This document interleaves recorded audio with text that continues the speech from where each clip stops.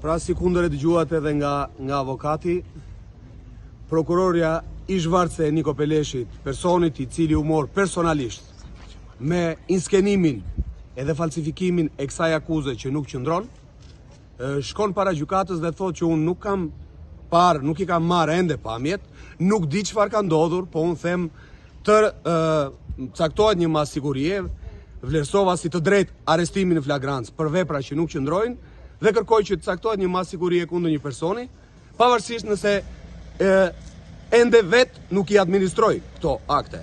Mua më vjen keq që gjyqtarja, cilës as emrin nuk ja kujtoj tani, po s'ka rëndësi, u bë pjesë e kësaj maskarade politike dhe e këtij inskenimi politik. Sigurisht kuptohet pse.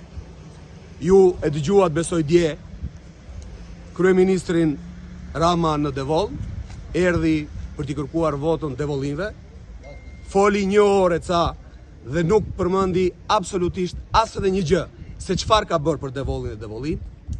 Nuk tha asnjë gjë se çfarë do bëjnë nesër për Devollin dhe Devollin, po mor vetëm me këtë rast. Dhe pa diskutim që e gjitha kjo u inskenua që Edi Rama të shmangte përgjegjësinë e tij për keqeverisjen 12 vjeçare dhe të merrej me një tallavat të tillë siç edhe u mor gjithmonë.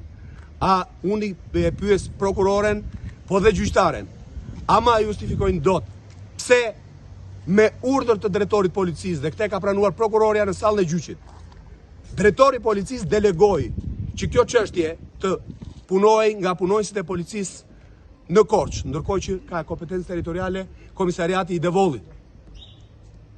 Dhe që këtu duket që është marrë personalisht dhe ka qenë e gjitha inskenuar.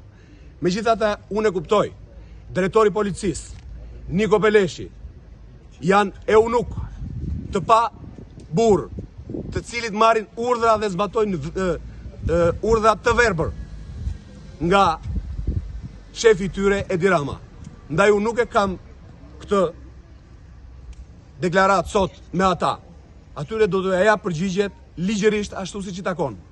Kjo çështje sapo ka filluar. Kanë marrë në qafë një punonjës policie që ka firmosur shkresat mbi këtë akt akuzë. Me urdhër. Dhe ata e din mirë. E ftoja të djalë të shkoj, se më thonë që është djalë i ri, nuk e njoh.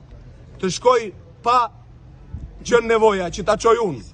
Edhe pse unë do ta çoj pa diskutim në SPAK dhe kudo tjetër. Të shkoj e të tregoj pse e bëri një gjë që si takon. Pse u mor me një çështje që si takon.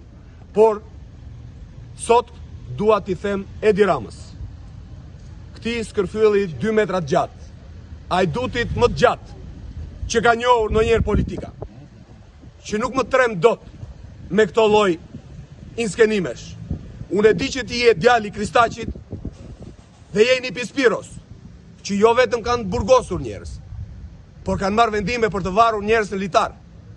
Por unë po të them vetëm një gjë, që mbas datës 11 maj ti mund të shërbesh vetëm për një punë, por të trembur gallofët nëpër ara sepse je fiks për atë punë, por as këtë nuk do ta kesh mundësi ta bësh, sepse do jesh në burg Edi Rama, për gjithë shka që ke bërë, për çdo vjedhje dhe arbutri që ke bërë në këto 12 vite në Shqipëri, dhe do ta marrësh përgjigjen nga shqiptarët. Unë dhe vllai im, as jemi trembur dhe as do trembemi asnjëherë. Erdhen në Devoll dhe the që vllai i Bledion Allbatit, një njeri gjysmë metra i gjatë, është kapo. Jo, ai as është gjysmë metra i gjatë, dhe nuk është kapo. Ta thash dje, po ta them sot, është kapedan, sepse pret dhe përcjell këdo devolli dhe qytetar dhe ndihmon me çfarë mundet. Ndërkohë që vllai jo 2 metrosh, dihet botërisht, i akuzuar nga agjencitë ndërkombëtare të inteligjencës si krye mafiozi, si krye narkotrafikanti i kokainës në Shqipëri. E pra vllai im dhe vllai jot kanë një ndryshmëri shumë të madhe. Ashtu siç unë dhe ti ndryshojmë shumë. Dhe ti je një frikacak e boracak. Unë dhe vllai im nuk kemi si ti. Do ta marrësh përgjigjen nga unë dhe nga vllai im dhe nga qytetarët e Devollit mbas datës 11 maj. Faleminderit.